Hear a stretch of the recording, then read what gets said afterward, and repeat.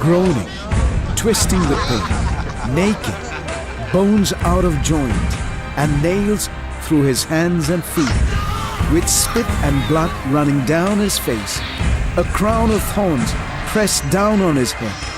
The King of Kings and Lord of Lords took upon himself the responsibility for the sins of the men he had created. Because he died, we live. Because he suffered, we are forgiven. By his stripes we are healed. No other solution to the terrible problem of sin can be found in this world. This is the gate to the kingdom of heaven, a narrow gate, the Bible tells us, and there are very few who find it. No wonder that Christians love their King.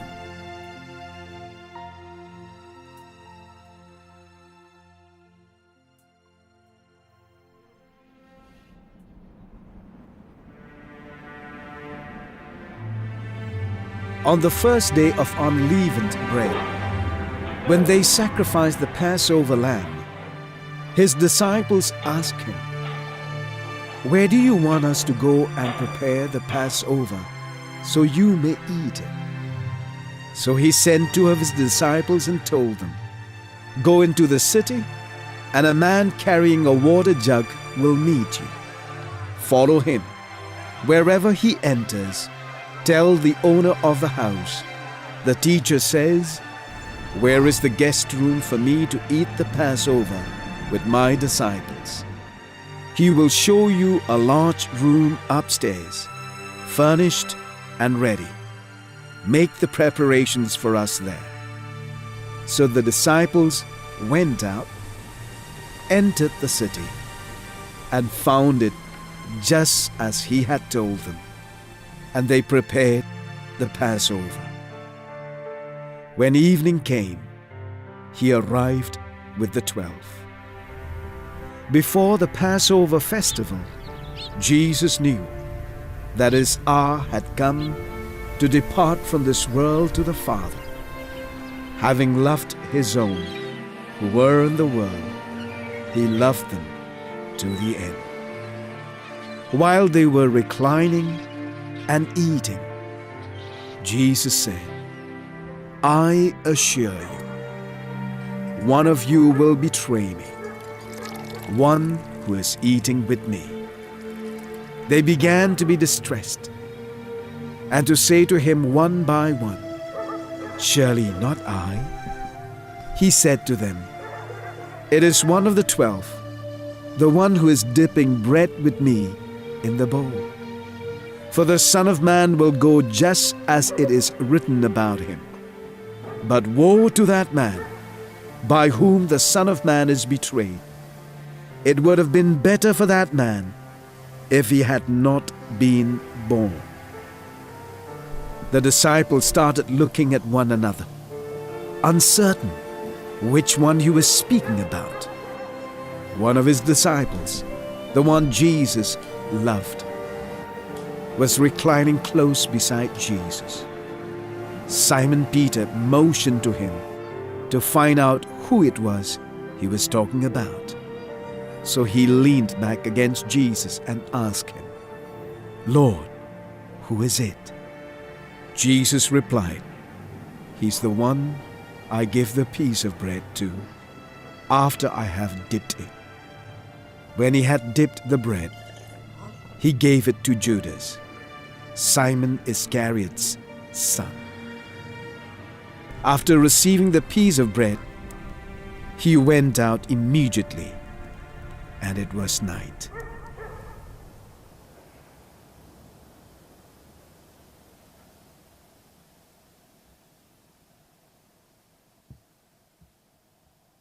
As they were eating, Jesus took bread, blessed and broke it, gave it to them, and said, "Take it, this is my body." Then he took a cup, and after giving thanks, he gave it to them, and so they all drank from it. Your heart must not be troubled. Believe in God. Believe also in me. In my Father's house are many dwelling places. If not, I would have told you. I am going away to prepare a place for you. If I go away and prepare a place for you, I will come back and receive you to myself, so that where I am, you may be also. You know the way where I am going. Lord, Thomas said, we don't know where you're going. How can we know the way? Jesus told him, I am the way, the truth, and the life. No one comes to the Father except through me. Lord, said Philip, show us the Father, and that's enough for us. Jesus said to him, have I been among you all this time without your knowing me, Philip? The one who has seen me has seen the Father. How can you say, show us the Father? Don't you believe that I am in the Father, and the Father is in me?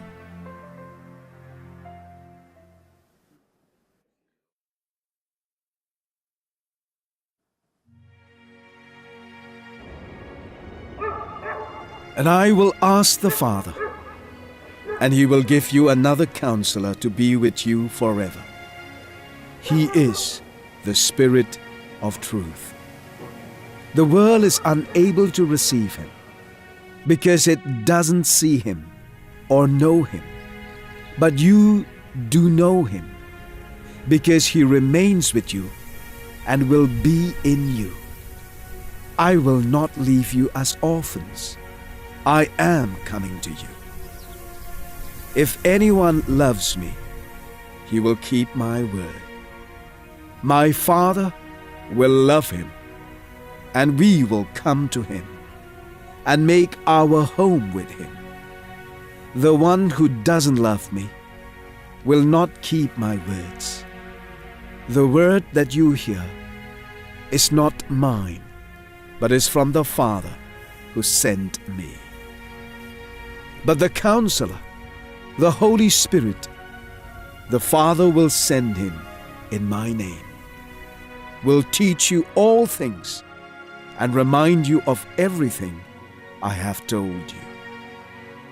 I still have many things to tell you, but you can't bear them now. When the Spirit of truth comes, he will guide you into all the truth, for he will not speak on his own, but he will speak whatever he hears. He will also declare to you what is to come.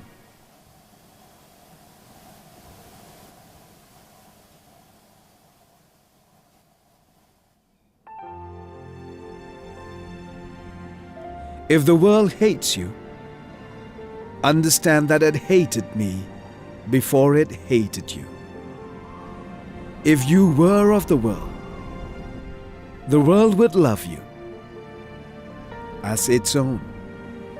However, because you are not of the world, but I have chosen you out of it, the world hates you. Remember the word I spoke to you.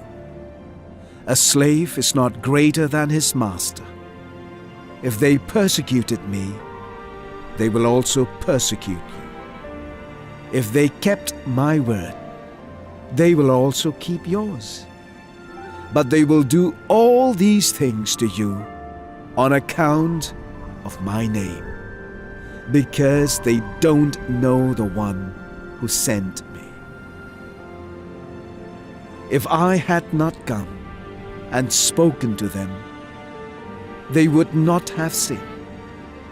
Now they have no excuse for their sin. The one who hates me also hates my Father. If I had not done the works among them that no one else has done, they would not have sinned. Now they have seen and hated both me and my Father. But this happened so that the statement written in their law might be fulfilled. They hated me for no reason.